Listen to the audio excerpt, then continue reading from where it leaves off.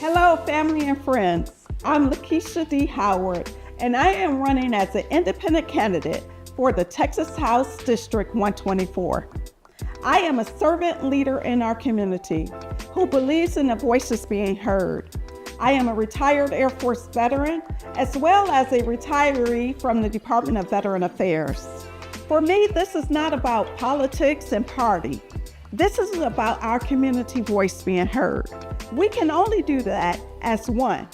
And that's why I have elected to run as an independent versus being tied to a particular party. I am tied to our community, each and every one of you. I want to show transparency and accountability.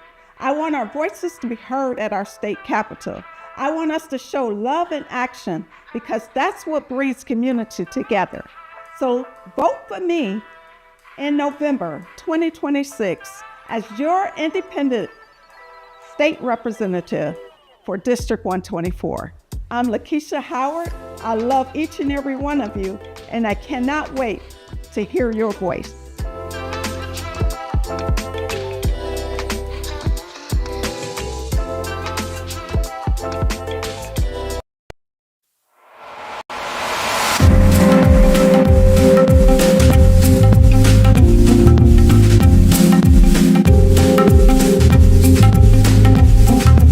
Good morning, good afternoon, good evening, wherever you're viewing from. I'm Laura Thompson with TAN TV, the African American Network, where we have a local feel with the global reach, and you're tuned into the coffee break. And guess who I ran into a few minutes ago? A wonderful, wonderful individual judge, Yolanda Huff. And, you know, we're just going to talk about her term and things that she's doing on the campaign trail. And just, it's going to be fun. It's going to be a great, great, great conversation. So how you doing, Judge? I am doing wonderful. I'm out here running this path on my campaign. I'm up for my third term as judge of County Court 12 in the mental health court. So I'm out here doing my thing, trying to get reelected. Right. She's coming in hot, y'all. She's coming in hot.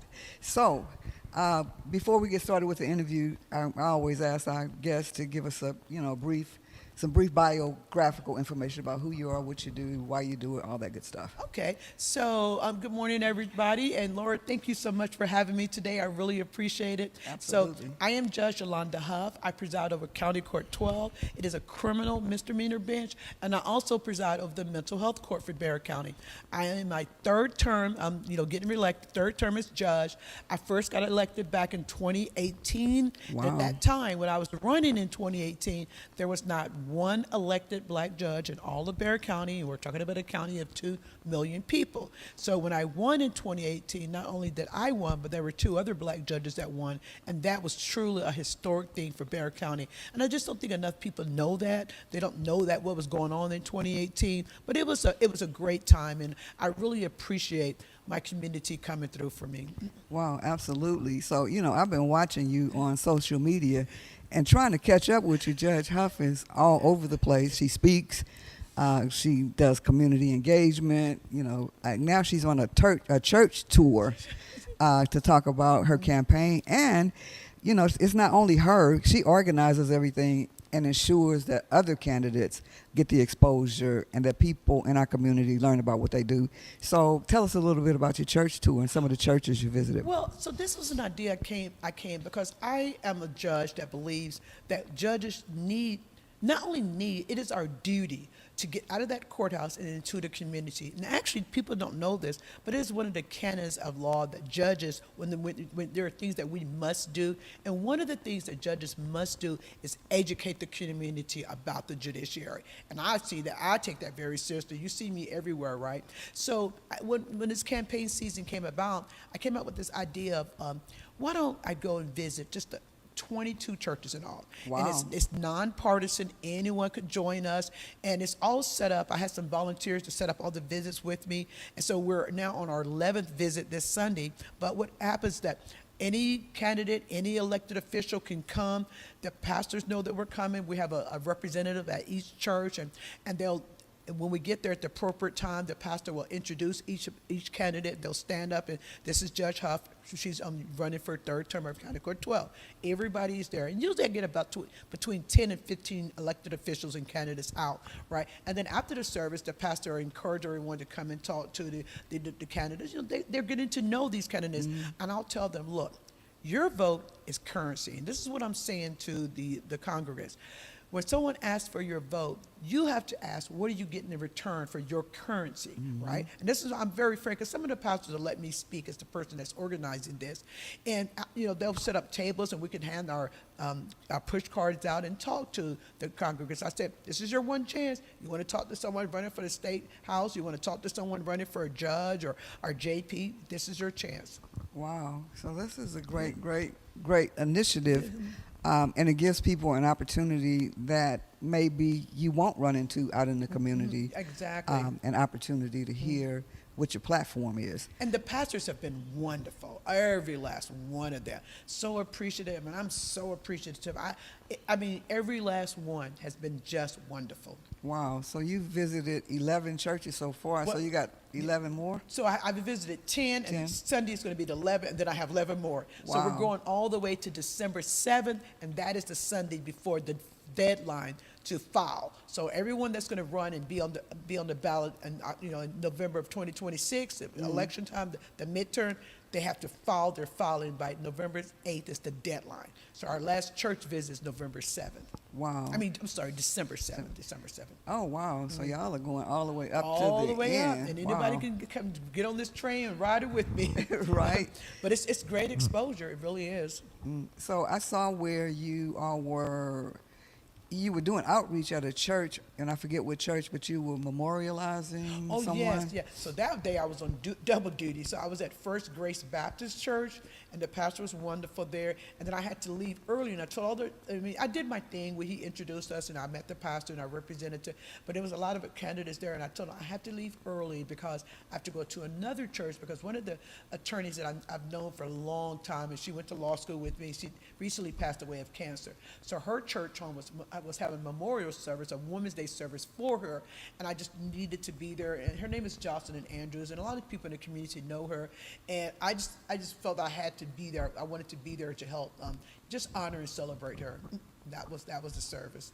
Wow. So Judge Huff, why is it important, you know, for you to be out in the community and do outreach the way you do? I don't really see that many judges or people doing that, but you do it year round. You don't just do it during I've been doing it season. nonstop for 7 years, because I'll explain. When people ask me this question, I'll say, I am a mother of 3. And Laura, I'll tell you the truth. I grew up very, very poor in North Carolina. We lived in a trailer.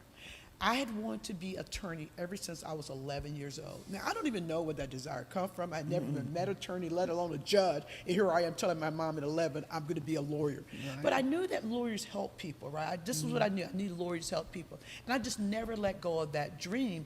And so my parents, my dad was military, so I was born in Texas. We were stationed in Fort Hood, Killeen, Texas, right? Oh, okay. And then my mom she's a Texan girl. So but me and my younger sister, we all, the family moved to North Carolina where my dad is from. But it was just so rural and so poor that it was just a very poor living, trying to make a living for my young parents at that time. They had these 2 girls, and anyway, my dad made the decision, we're going to go back to Texas. So we came back to Texas, to Austin, and immediately, it was in the 80s, they both got really good jobs. You know, they got a home, and my sister and I graduated from high school in Austin. I went on to UT Austin undergrad, right? Wow. And what got me to San Antonio, Texas, was the law school. So that was a betterment I think my parents made. But that dream of, I want to help people. It's just my nature. I think my mom will tell you this. This girl has been wanting to help people forever, right? And I do. I always want to help people that what I've gone through. Like, I was the first person in my family to go to any kind of 4-year college, right? Wow. And it was just so lonely. It was just so, I felt the other. No, I didn't have a mentor to help me through this. Now I'm going through all this, and I look back and I say, man, if I can help some young lady not reinvent the wheel of what I went through. It was a very much of a struggle, because I didn't have others that went before me and my family to help me. Dude, I remember one time when I was in high school, and this lady she was a school counselor. And I was telling her about I didn't know how to figure out all the financial paperwork and all that stuff, right? And so she was looking at my paperwork and she said, "Wow, I've never seen this. She says that our family was so poor that their contribution would be zero." She kind of laughed about it, right? And then I was like, I felt so embarrassed and so ashamed. I felt humiliated. And do you think I ever went back to that school counselor? Nope. Right. That was enough humiliation, right? Of course I know we're poor. You don't have to laugh about it, or I've heard a little humor about it, right? So I'm like, I can figure this out by myself. But it's like to prevent other people from going through that. And it's just, I just truly feel that it's my duty, if I know it and if I can do it, to help others. And I truly do believe, Laura, you told me this one time. Knowledge is not power, knowledge is freedom. Right. Laura said this to me. She doesn't even remember saying it to me. I'm always And I've saying been something. saying that so many years. That Laura, the first one that told me that knowledge is freedom. And Laura, I believe that to the depth of my being. Young mothers that are struggling, young fathers that are struggling, people in the community that are struggling, they don't have the resources, they don't have the knowledge. And the more knowledge you have, the more freedom you have to make choices for yourself, for your children's life. I just believe this, and if I have the knowledge and I know the resources in the judiciary, then I feel it's my duty to let the community know that these resources. People will say, I never even knew that existed. Like, example, I'm always talking about the specialty course, the treatment course, the problem-solving course, that who wouldn't want to get a dismissal of their case in an expungement for free? And people just don't know that it exists. Like, they'll say, my defense attorney never told me that I can get this case expunged by coming into your program, Judge Huff, right? How come we're not telling the community and the community is paying for it, because all these entities, all these courts are taxpayer-supported entities. You guys should be the one that know that these exist. You have a right to know that all these programs exist in the judiciary. And a lot of people that know, they're in these special groups. Yeah. That pass on the information. Exactly. And then it makes it look, when they get off, or when they say, well, okay, they're going to go to 5 months of whatever program you have. And so we look at it, or other people look at it that are not knowledgeable of it, they look at it as unfair. They're like, why do they always get off? But they don't know that they can too. And so you brought that to the forefront. And so we really appreciate educating the community that these programs exist, and especially because we have 2 veteran courts. We have a felony veteran court and we have a misdemeanor. So many veterans and people in the service currently get arrested. Assault, they have PTSD, assaulting someone, substance abuse, alcoholism, and then they get arrested. And they don't know that if they go into one of these veterans courts, not only does the case get dismissed, it gets totally expunged from their record, saving their career. Wow. And in the state of Texas, I always tell these people, you want to know a secret? In the state of Texas, the only way that you can get a DWI expunged is if you go into the veterans court. I can't even expunge a DWI in my mental health court. And they carved that out. And you have to be a veteran? You have to be a veteran. They carved it out for the veterans to really save their careers in service, that you can get that DWI expunged. Wow. A lot of people don't know that. Wow, that's phenomenal. So you've done so many great things, since you've been in the 8 years you have been in, and before, because y'all had this triple threat campaign back in 2018, and so I've just seen you out there ever since you've been in office and before. But what was preparing me for being a leader on the bench is that when I was president of San Antonio Black Lawyers as a defense attorney, I was always involved. Wow. You think I'm doing this on the bench? I've always been like, so I'll tell you, when I was at UT Austin back in the 80s, 84 through 89, I was president of the Black Pre-Law Association, right? I'm always out here doing something, Laura. I'm enjoying it. When I got to law school, I'm president of BALSA. That's the Black Law Students Association. Right? Wow. Then when I get to be a lawyer, I'm president twice of the San Antonio Black Lawyers Association. Wow. And it's like, I'm just a giver. I guess you could say I am a servant. I am a public servant to my heart. And it's just, I think I'm always going to be like this. And just being a judge has given me the greatest platform of my life to do what I like anyway. It was just always helping the community, always giving back to the community. And I love it. I mean, I do the same thing with my kids. I try to encourage them. You get joy, you get your self-worth by helping other people. And it's such a win, and it's such joy to help other people. And I wish more people understood that your purpose in life, you want to live this lonely life and you never ever want to help other people. What a lonely life, right? Wow, And not the joy just helping other people run this race called life with you. That's how I look at it. Wow. So now I'm gonna give you another one. You're a visionary with passion. You see the needs way down the line, and you just do it. When you were talking about being from North Carolina and growing up in a trailer park, I envisioned this tough little girl that they say, "Look, Yolanda, down," and you would always try stuff. That's what I see. I'm always trying to think. I'm always thinking of like, so I'm a doer. So as soon as I got on the bench, I looked around like, man, we have all these great programs. Why don't people know about them, and why aren't we united? So I went before Commissioner's Court and united all of the 15 treatment courts, the DWI court, the drug court, the juvenile court, the CPS, the mental health court, the domestic violence. We united it, and now we are the Bexar County Specialty Courts Coalition. And then I said, now we have to, that we're a coalition, we need to go out into the community and start educating the community about these resources. And so I started having a series of seminars every other year on Zoom, easy for the public. And at each one of these seminars, 3 judges will present about their program. And then the last one is always in person in the jury room.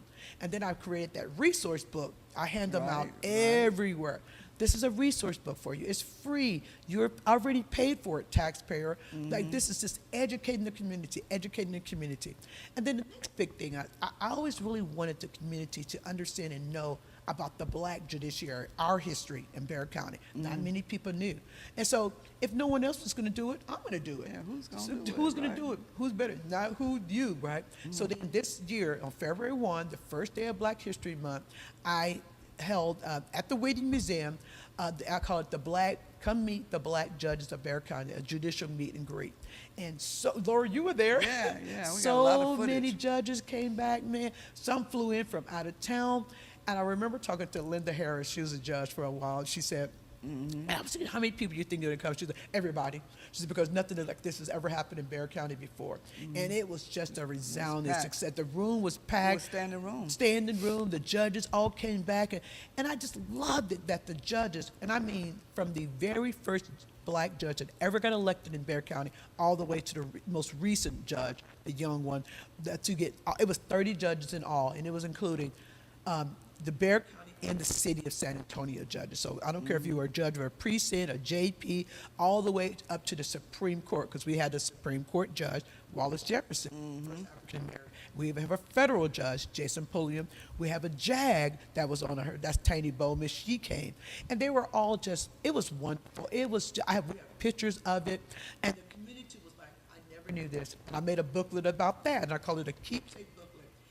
So many people kept asking me about that booklet. I ordered 200 more, and I'll still be passing them out to people because it's our history. If we don't tell our own history, who's going to tell our history? Absolutely. If you don't tell your history, someone else gets to narrate your history. From their perspective. From their perspective, exactly. Sometimes it's not that great.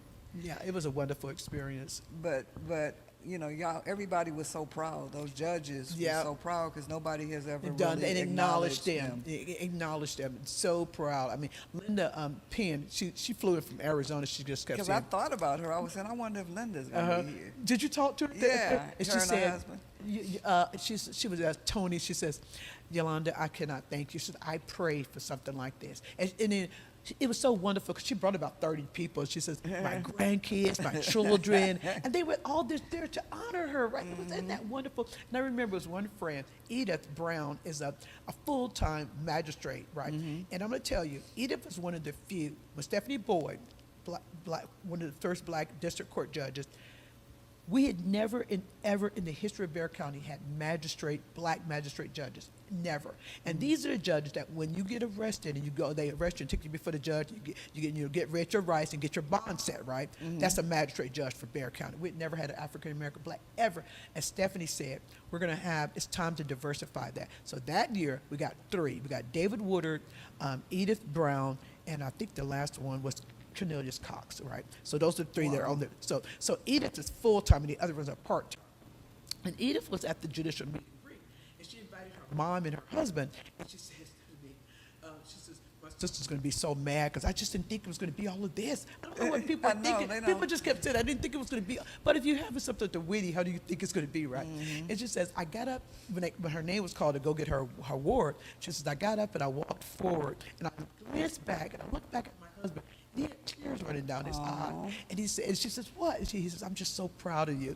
And it was just touched my heart so much that she said, Yolanda, that was wonderful. I invited my husband and my mom, but I didn't. If I had known it was going to be such a big deal, I would have invited my sister to her. My sister's going to be mad at me because I didn't invite her to this. Right. But they just think, like, I didn't know that it was going to be all, but I did tell everyone, wear your robes. The robes signify something, right? Because there was a discussion in house, should we wear? Absolutely. That looked beautiful, all those judges walking in their robes, right? That was the beautiful part. That signified we were wearing our uniform as black judges in Bexar County in San Antonio.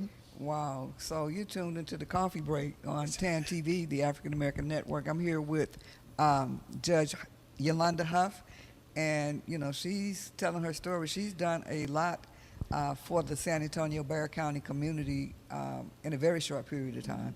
And now she's running for re-election. The primaries were in March, Yes. right? And so I understand that you have an opponent. Yep, in the Democrat primary. Right. So what sets you apart from your opponent? What sets me apart is that I've been a lawyer now for 29 years. I was a criminal defense attorney for 22 years, and now I'm going into my 8th year as judge. And all of these things that I have my desire to educate the community. I know I am experienced. I know I'm the most qualified, and I know that she doesn't have these qualifications. I don't know what her passion is other than she just wants to be judged, right? That all these things, I just want to keep working and doing the things that I'm doing, educating the community about the judiciary, about the resources in the judiciary. I think that's the main thing that sets me apart from others, that I am so willing to go into the community to keep educating people about these programs. And the more I do it, the more people see that I do it, the more people know that I want to do it, the more invitations I get over and over. And I think that's the main thing that sets me apart, is my desire to help the community, my passion to help the community, because I absolutely love it. My children will tell you, I love what I'm doing. I call it, Lord, my second chapter, right? My last child is at Texas Tech, so I don't have to worry about little kids anymore. So this second chapter, I'm not a defense attorney, I'm a judge now. I'm just loving what I do for the community. Wow. Well, you know, the thing that I see, and I don't know who your opponent is, but what separates you from her or anybody else on the bench is that you connect with the community. The community knows who you are, and you know the community will go out of their way to vote for you because they know. They do. I do. I know I have a lot of support. My nickname, some people say on social media, Judge Huff is the people's judge. Right. Because I'm always in the community, right? And I was like, I'll take that. I like that. So what is your judging style? You know, some people you might see them in the community, and then you might see them in your courtroom. Yeah. And they might think that they have an edge over, you know, the decision because they know you. But I'll tell you this: when I first got on the bench, and so how the bench, the court is set up. You know, the judge's bench is at the back. And when you walk in, you walk down the aisle, and I can see everyone that walks straight into my court. And I remember one time it was a father, he had like a son, it looked like a young man, maybe 18, 20. And they walked in, and the expression on their faces when they saw me, right, I could tell that they were so pleasantly surprised to see me. And I don't think that they thought they were getting anything special, but I think they just thought that, oh, a black judge, a woman, like it was a happy surprise for them. And I think that when they see me, it's like it represents something, because it's like we have a shared community, a shared history, and they like that young man that walked in there, he reminds me of my own young son, like that age, right? I don't think he's a threat. I don't think he's a common criminal. I just think maybe he's a young man that made a mistake or whatever, and he's here with his dad to solve the problem.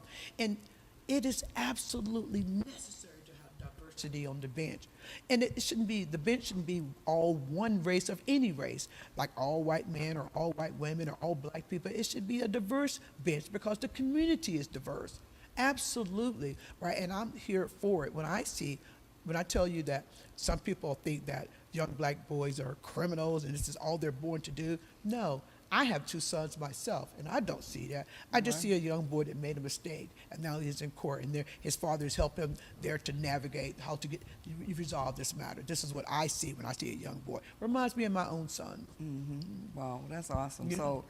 So you take a grassroots approach, and so when somebody's taking a grassroots approach, it makes me feel like we have a sense of community and a sense of connection, and that we know you. Yeah. It's not like it's like we're not intimidated to go into the courtroom if we're going to go into Judge Huff's court, because she's been around us and she understands the intricacies of our community. Exactly. And so because I preside over, I call it, it's the mental health court, but it's really a recovery program, a 12-month recovery program. I know this population of people. I know what they can't get anything over on me. You can't lie to me. Look, I preside over a recovery program. You can't lie to me. I'm not drinking. Don't try it. I mean, and the people say Judge Huff is firm, but she is loving, because I'll tell them, you want these shenanigans to stop. You want the chaos to stop. But you have to put some skin in the game, right? And I'm not letting them get away with any lies, any excuses and everything. You're going to have to put some skin in the game to get this dismissal and to get this expungement, this case expunged from your record. No one is giving you anything free. If you want all the chaos to stop, you want your life to be peaceful, you want the substance abuse to stop, then you are going to have to work for that. No one can do this for you. And I'll try to be as blunt and direct with them as I possibly can, because they've been living these chaotic lives. They're manipulative, and they think they're going to come and try to manipulate me. That is not going to happen. But I do want them so badly to be successful, because my success rate in the mental health court is 97%. Wow. I only have a 3% recidivism rate. If you successfully complete this program, we will not see you again in the judiciary arrested again. And we do measure that. We keep track of them. Do we see them arrested the first year, the third year, the fifth year? We consider that a success, and it's how we measure our success rate. Because if they're not going to one of these treatment courses, and they're just going to regular probation, it's very, very high percentage that they'll cycle back again into they'll get arrested again, because they're still living that chaotic life. No one has dealt with that for them. And I think they want that. I think that everybody wants to be successful. Everybody wants to fit into the community. They do. We don't know what the question I'll ask them when they come before me. I'll say to them, I'll look them right in the eye and I'll say, do you want the chaos to stop? And they know exactly what I'm talking about. Yes, Judge. I was just saying it to a young lady today. She just joined the mental health question. Do you want the chaos to stop? And she was like, yes, ma'am. And I said, do you deserve peace in your life? I do. You certainly do. You are a child of God, and you were not put on this earth for all the shenanigans and chaos that you're living now. And she was just weeping by the time I said, she's just going to start this 12-month program. I said, you're going to do wonderful, and you're going to get that peace that you want. Nobody wants to be on drugs and not dealing with their mental health, right? It's a chaotic, awful life to live. And you're getting arrested, and you're in the judiciary, and you're dealing with mental health and something just not something that anyone wants or should be dealing with. They need help from us, the resources in the judiciary. They need help for that. They don't need prison time. They don't need to go to jail. I believe in restorative justice. I believe in giving people a second chance, but they got to work for that second chance. Nobody's going to baby you, and, give you this. You're going to have to earn this for yourself. And you know what I say to them? When you earn it for yourself, you're way more proud of yourself than if you thought you manipulated your way to get this. Like, you're going to be so proud of yourself at the end that you went through this very hard program and you did it. You graduate now, because we actually have a whole graduation ceremony, and they're so proud, and their families are there. And I hold the graduation ceremonies twice a year at the neighborhood place. It's a free place in the community, and I usually get about 200 people at my graduation ceremony. The families, the friends, people in the community. I tell the people that are listening here today, go to one of these graduation ceremonies for one of these special courses. It will be the most inspiring thing you're going to see in the judiciary. Like, people that are falling down on life, they're now on that right path. I've had a woman, she told me she stopped drinking and she bought her first house. Right. Wow. Our mothers, their kids were in CPS. They go through the program. They got their kids back, and we found housing for them and their kid. A young mother. Oh Lord, the program is 2 years. It took this young mother. She was 18. It took her almost 3 years to finish that program. We could Wow, keep but extending, that's good. but she did it. finished, She yeah. did it, and she had both of her kids back with her, and now she's 20. And what it was like, everybody in her family was like on drugs and in prison. She didn't know That's how all to she live knew. any other way. That's all she knew, right? But by the time she had finished that program, she was in it to win it, man. I was so proud of her. Well, she never gave up on herself. I got so frustrated with that girl so many times, but I never gave up on her. But in the end, she graduated. She actually gave an interview to the Univision when they came to, like, the graduation ceremony. Draws a lot of media, and I was just so proud of her that she could now be the mother. Like, we sent her to parenting classes, life skill classes, all kind of counseling, substance abuse. Oh, we stuffed them with so much knowledge and tools that, and I'll tell them, when you're done with this program, you're never going to come back into the judiciary. You're going to have all the tools that you need to succeed. Because it really is a bitter pill for an 18-year-old boy to be told, I know you're bipolar and you're going to have to take pills the rest of your life. They're not trying to hear that. Right. No, they don't want to hear that. And I'll say, but it's nothing to be ashamed of. It's just another body part. If you had diabetes, you would take medication. If you had high blood pressure, you would have medication. So what? You have bipolar, you have to take medication to regulate that. So what? It's just another body part, right? And I'll say, if you broke your arm, would you be a tough man? Wouldn't you go to the doctor to get that fixed? You would not be. So I'm it's so gonna grow tough. back together. Yeah, your arm just lingering. No, you would go to the doctor. It's just to say, if you're bipolar, it's just something is your brain, your DNA, or however. It just needs help, and there's nothing to be ashamed of. Nothing at all. A little, you go to counseling, you get your medication, you get your life back on track, just like any other thing that would happen to your body. Right, and who knows? You might overcome it. Who knows? You would. So people have gone into remission before lots of times. You're getting so good, you know how to. Because once you start learning about, I'm bipolar. Let me learn about this bipolar. What causes me to be bipolar? You learn when you're going to have highs and when you're going to have lows. How to regulate yourself. And I'll often tell the team. I have a whole team that, look, people in crisis of mental health get shot and killed by the police. We have to teach them how to regulate themselves, how to bring that emotion down. They're acting, wild out there. The cops come and the cops are scared. They just shoot and kill them. Right. And really, they're just having a mental health episode. But we have to teach. If the cops are not going to listen to us, we have to teach. The cops need to know too. And we have to teach that individual. You have to know how to calm yourself down, regulate your emotions, right? And that's what they're learning, the tools in the mental health court. Wow. So you are doing a fabulous job, a phenomenal job, and we support you here at TAN TV. We think it's important, that someone like you is in office, not just African American and not just a woman, but somebody that really cares about the community and, contributes and participates in the community. That's the main thing. And I'm doing it for other cities, other counties. You would not believe that my mental health court has reached a level that people from Dallas, people from Houston, Hayes County, Atascosa County, Comal County, just how we heard that you're the person to call about, can we come shadow your program? Wow. And I'll say, don't reinvent the wheel. I'll send you my tablet for everything. I'll send you, you don't need to reinvent the wheel. And people from Travis County, the whole team has come down, their mental health court. And then one said to me, man, I don't think our judge does what you do, Judge Huff, because you just need to come and shadow the program. And anyone is welcome to do that because, again, courts are open to the public. You can come in there and watch a mental health court session go on, a docket, and see, oh, this is what my money is paying for. I want people to come. I invite people all the time. And people take me up on that all the time. And they'll go away, wow, I just did not know all of this was going on in the judiciary. And I would say to other cities, I've had people as far away as another state. They got on the Zoom and they listened to me what I was doing, right? Because I have 3 dockets of mental health on Monday, Thursday, and Friday. And anytime, and the participants in person, but anybody that wants to Zoom in or just come and sit and observe, they are welcome to do it because courts are always open to the public. So my reach has gone far. I won the specialty court judge of the state of Texas in 2023. Wow. But, so they'll give an award to, and these treatment courts are in every city, Austin, Houston, they're everywhere. Mental health courts, drug courts, they're all over the nation. So the first one was invented in 1989 in Florida. law professor thought about how we treat people that have unique issues in the judiciary, like mental health, drugs, stuff like that. Sending them to prison is not good because they're just going to come out of prison still with the heroin addict. How do we go forward? Or worse, right?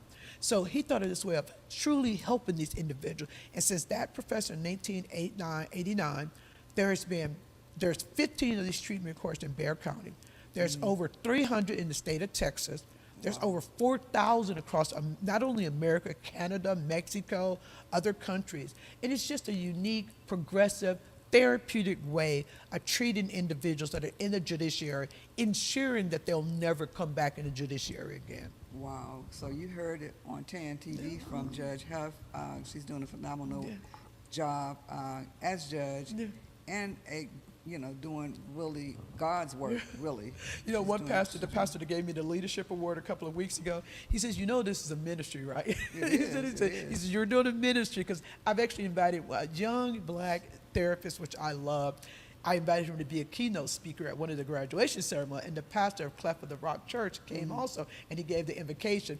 And so, a couple of years later, he was giving me this award for being just a great leader in the church, and he's the one that said, "What you're doing is a ministry, Judge." So I was like, "Yeah, I like that." So we're going to continue to talk to you, but before we go, I'd like for you to just give a brief word on why people should come out and vote for you. Okay, all right. So, I'm up for my third term as judge of County Court 12 in the mental health court. I think I've been doing an excellent job. I love what I'm doing. I have the passion to do it. I know I'm the most qualified person for this job. It's just not like I want the power and authority to be a judge. I truly do care about the people that I'm presiding over. I care about the community. That's why I'm always in the community. If anybody wants me to do anything in the community, I mean, from speaking on a podcast like this, from going to the elementary school, I will not dare say no, because who am I to say no when I'm during election time, I'm asking you guys to vote for me, and then when the community needs me, then I'll say no. I would never dare say no. And it's not just even saying no or thinking about it. I actually just love doing it. It's not a hard core thing for me to do. I really love being in the community. I love going to the elementary schools, the high schools, the colleges, all over, the churches, just educating and giving people freedom. Right. And so that's the kind of judge I am. I'm a judge that believes in getting out of the courtroom, going into the public. And I'm asking for your vote out there, because I know I'm doing an excellent job, and I just want to keep doing that for the community of Bexar County. Well, the primaries are coming up in March of 2026, and so let's all rally behind Judge Huff. I know I am. And I would like to say that we want to invite you back. Yes. Probably closer to the primaries, okay, so that we can remind people of what Judge Huff is doing and the great works that she's providing for not only the courts, but for Bexar County at large. So you've been tuned into The Coffee Break on TAN TV, the African American Network, where we have a local feel with a global reach. And thank you so much, Judge Huff, for coming out and hanging out. Thank you for having me. I appreciate it. I really do. Thank you. Thanks. Most people aren't concerned about hair loss until it affects them or someone they know. But we care. Hi, I'm Kayla Martell. If you're a woman with hair loss or thinning hair, like me, please listen carefully. Hair loss is a common problem for many women who don't know where to turn for viable solutions, until now. To learn more about the newest professional solutions for your hair loss, it will change your life. Contact the professionals of Trinity Lace Wigs, changing lives one head at a time.